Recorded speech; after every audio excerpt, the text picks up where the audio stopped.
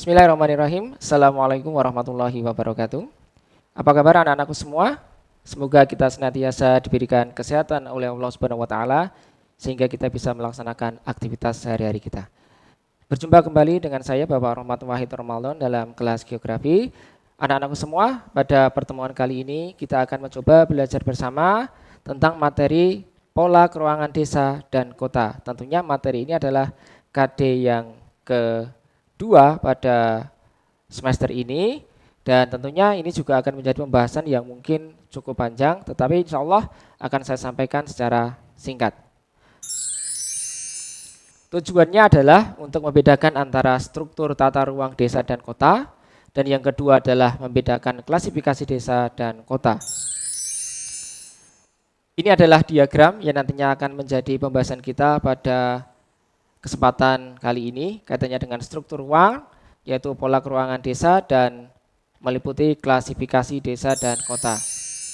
Sebelum kita masuk ke materi, tentunya kita harus mengetahui apa itu desa.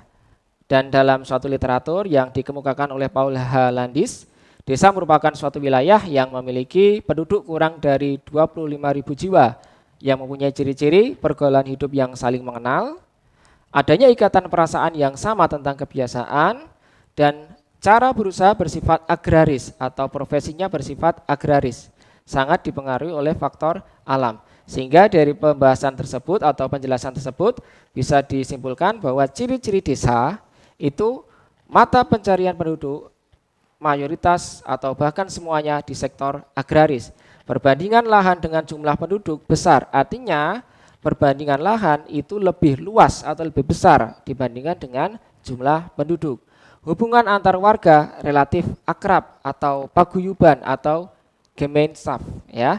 Dan yang terakhir adalah tradisi masih kuat atau adat maupun kebiasaan.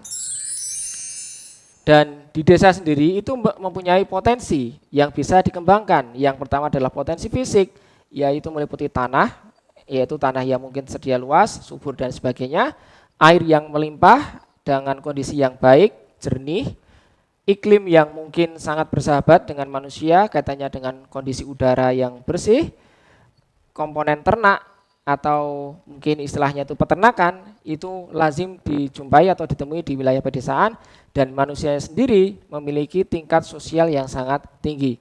Sedangkan potensi non-fisik terdiri dari masyarakat desa, lembaga-lembaga sosial, dan aparatur atau pamong dari desa tersebut.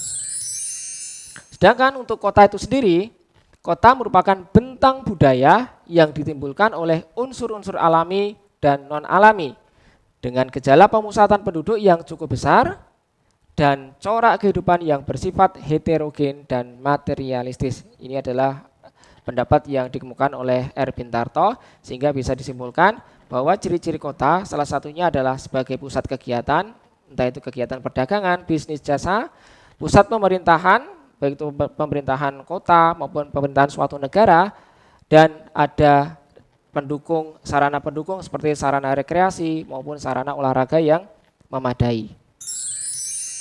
Dan selanjutnya anak-anakku, tata ruang desa bisa kita lihat. Yang pertama, tata ruang memanjang atau linier.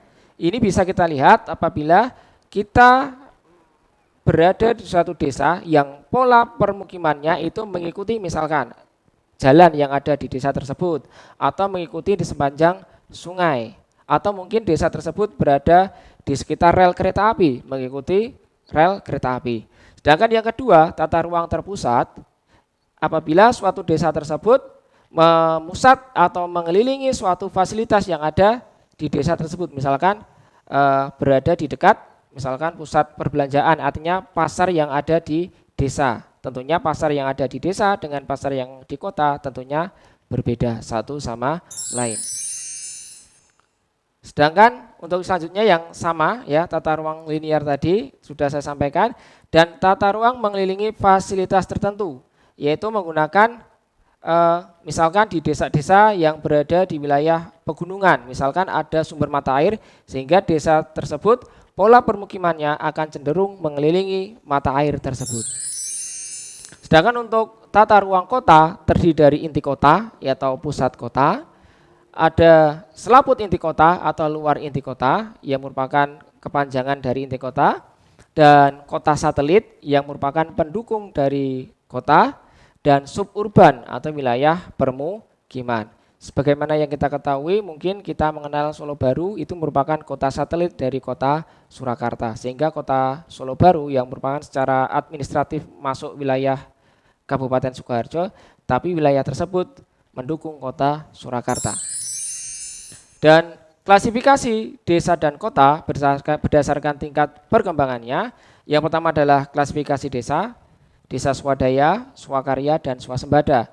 Desa swadaya, desa yang berkembang dan kehidupan sehari-harinya itu berdasarkan dari kemandirian dari seluruh warga desanya. Dan biasanya desa swadaya ini masih bersifat tradisional, mengandalkan dari alam dan tidak menerima atau belum menerima modernisasi dan adat istiadatnya masih kuat. Sedangkan desa swakarya itu sudah sedikit demi sedikit modernisasi diterima dan adat istiadat mulai longgar sehingga memungkinkan berhubungan dengan dunia luar.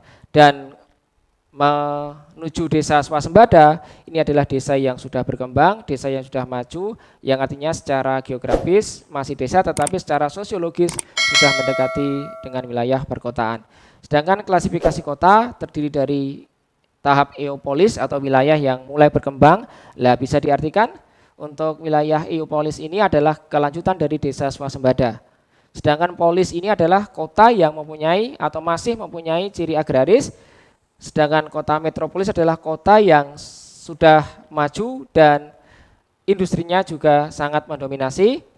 Sedangkan megalopolis adalah kumpulan dari metropolis atau kota-kota metropolis yang membentuk suatu jaringan seperti Jabodetabek, Gerbang Kertasusila, dan sebagainya. Sedangkan trianopolis adalah kota yang sudah mengalami berbagai macam masalah seperti kemacetan di sana sini, kepadatan penduduk, fasilitas-fasilitas yang mungkin sudah tidak teratur dan tertata dengan rapi, dan nantinya akan berkembang menjadi nekropolis, yaitu kota yang sudah hancur dan mengarah kepada kematian atau yang bisa disebut kota mati. Kita bisa bandingkan ya antara desa Tumpang dengan kota Malang. Secara pola permukiman bisa kita lihat ya, kalau di desa masih cenderung ada jeda atau sela-sela, sedangkan di perkotaan sudah tidak ada lahan kosong lagi. Untuk kondisi jalan di desa Tumpang juga bisa diperhatikan, kualitasnya juga berbeda. Kondisi sungai yang ada di desa Tumpang dengan kondisi sungai yang ada di kota Malang juga sangat berbeda. Bisa kita lihat secara spesifik. Dan perbedaan struktur ruang desa dan kota apabila kita simpulkan, tata guna lahan di desa masih berupa sektor primer dan sekunder, yaitu sektor pertanian. Sedangkan kota adalah sektor tersier, yaitu pusat perbelanjaan, bisnis, dan sebagainya. Sedangkan pola keruangan dipengaruhi oleh kondisi alam, misalkan berbukit bergunung, tentunya akan mengikuti kontur dari wilayah tersebut. Ya. Sedangkan kalau kota sudah dapat dipastikan berdasarkan perkembangan dari kota tersebut. Artinya apa? Lebih cenderung ke memusat. Pola permukiman cenderung berkembang di daerah subur kalau untuk di desa, sedangkan di kota cenderung terdapat permukiman kumuh sebagai dampak pertumbuhan penduduk yang sangat cepat. Kondisi penduduknya di desa tidak terlalu padat, sedangkan di kota jelas sangat padat sekali.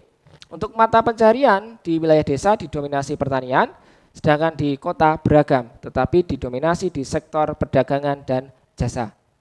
Untuk perkembangannya, di desa masih dalam tahap swakarya, sedangkan untuk kota berada dalam tahap polis. Demikian anak-anakku materi singkat kaitannya dengan pola keruangan desa dan kota. Semoga materi ini bisa menambah referensi pemahaman materi pada KD kali ini. Tentunya saya juga berharap kepada anak-anakku semuanya untuk menambah pendalaman materi dari literatur atau buku-buku yang nanti anak-anakku miliki secara pribadi. Demikian anak-anakku semuanya penjelasan materi kali ini. Ada salah kata ucap saya mohon maaf. Assalamualaikum warahmatullahi wabarakatuh.